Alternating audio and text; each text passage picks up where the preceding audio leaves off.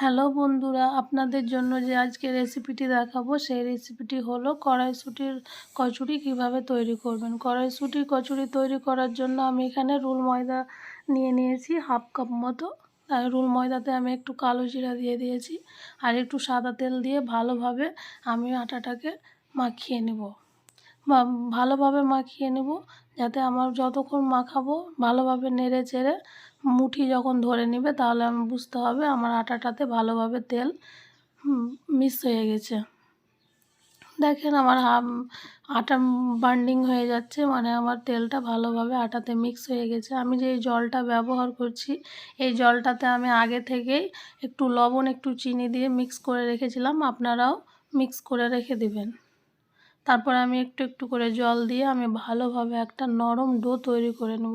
দেখতেই পাচ্ছেন আমার কতটা নরম হয়েছে, আপনারাও সেম এতটাই নরম করবেন। কড়াইশুঁটির ডো বানানোর জন্য একটু নরম লাগে।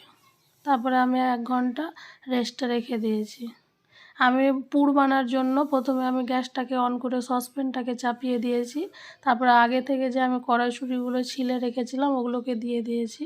আমি এখানে একটু লবণ দিয়ে এক ভাপে সিদ্ধ করার যখন হবে তখন আমি গ্যাসটাকে অফ করে দেব। দেখেন আমি আগে থেকে ছেঁকে নিয়েছি। তারপরে এখানে একটা পেস্ট করার জন্য আমি মিক্সচার মেশিনে একটু রসুন, একটু আদা, একটু লঙ্কা দিয়ে আমি একটু ভালোভাবে মসৃণ পেস্ট তৈরি করে নেব। আমার মসৃণ পেস্ট তৈরি করা হয়ে গেছে।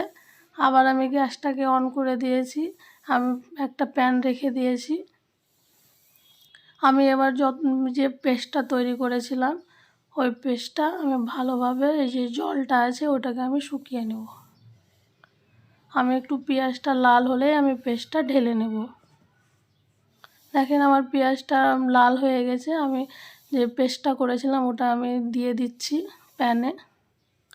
আমি এবার ভালোভাবে নাড়াচাড়া করে আমি একটু লবণ আর একটু জিরা দিয়ে আমি একটা শুকনো একটা পুর তৈরি করে নেব।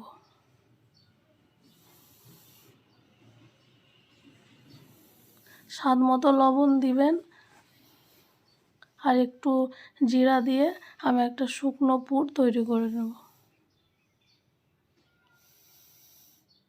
আমার পুর তৈরি হয়ে গেছে, আমি ঠান্ডা করার জন্য আমি রেখে দিলাম।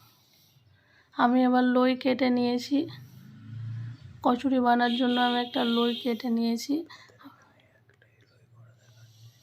আপনাদের এখানে আমি একটাই লই করা দেখাচ্ছি, আমি সেম প্রসেসে আমি পরপর করে সব লই তৈরি করে নেব।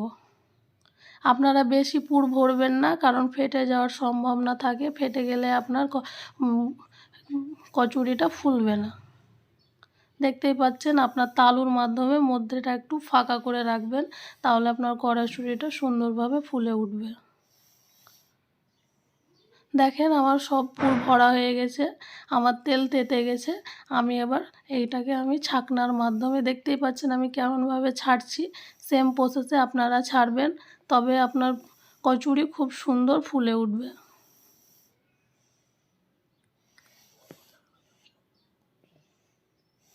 আমি এখানে একটু কম তেলের ব্যবহার করেছি বলে আমি একটা একটা করে ছেড়েছি। আপনারা বেশি করে তেল দিয়ে আপনারা পরপর করেও আপনি একসাথে ভাজতে পারেন। আমাদের কচুরি দেখতেই পাচ্ছেন কত সুন্দর হয়ে গেছে। দেখতেই পাচ্ছেন আমার কড়াইশুঁটির কচুরি রেডি হয়ে